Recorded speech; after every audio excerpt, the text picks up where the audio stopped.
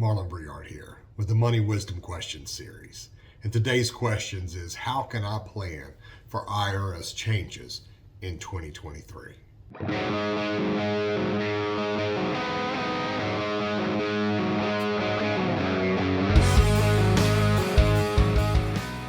So I want to touch on two items that I feel are relevant and very important to those focusing on retirement planning.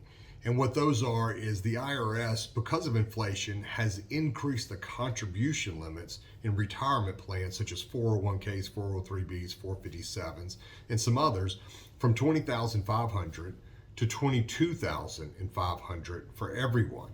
And then if you're over 50, they've increased it from $6,500 to $7,500. So if you are over 50 and you have the income, you can set aside as much as $30,000 tax-free into your 401k plan. That's a big advantage that inflation has given us with the IRS tax code changes. Another change is that the IRS has adjusted brackets. And so what they've done is the tax rates haven't changed, but the brackets have broadened. So visually you can imagine the buckets that hold certain amounts of money have gotten bigger. And so we all pay the same taxes on the same amounts of money as we go up through the income scale. So everybody pays 10% and 12% on the same amounts of money. The IRS has made those buckets about 7% larger. So in essence, all of us in 2023 will end up paying less taxes on our money. Doesn't mean tax rates have changed. It means the brackets have gotten a little bit bigger, which they hold a little bit more money, which lowers our tax bill.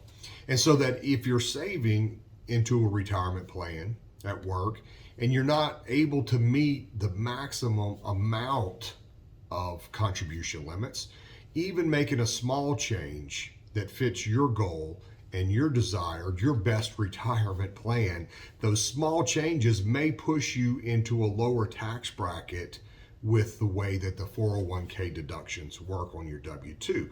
So that's a huge advantage that someone can take advantage of in order to maximize their retirement plan and to minimize their taxes. And that's always a win-win. You get to pay less taxes and have more fun in retirement, which really is the goal. And so another thing for those that are already in retirement that are past the saving cycle, these larger tax brackets, what they allow us to do is that on any given year, we can plan for maybe an event, an expensive event coming up in a few years where we may take the money out to keep ourselves in a lower tax bracket, is one way that we can maximize tax efficiency in the retirement plan that we're executing because of these changes. And another way, which is an exciting way, is if we're doing Roth conversions for future planning, this gives us a little bit more room in that bucket to keep a lower tax rate on that amount that we convert into a Roth. So those are just a couple of ways that the tax changes in 2023 can impact us. And I just want to encourage you, if you don't have a financial planner, to find one, because it makes all the difference in retirement. Because some of these these IRS rules can seem simple on their own, but keep in mind just the two we touched on, how they interconnect and they interrelate to one another, makes them much more complex. And then every person's plan is different and unique to them.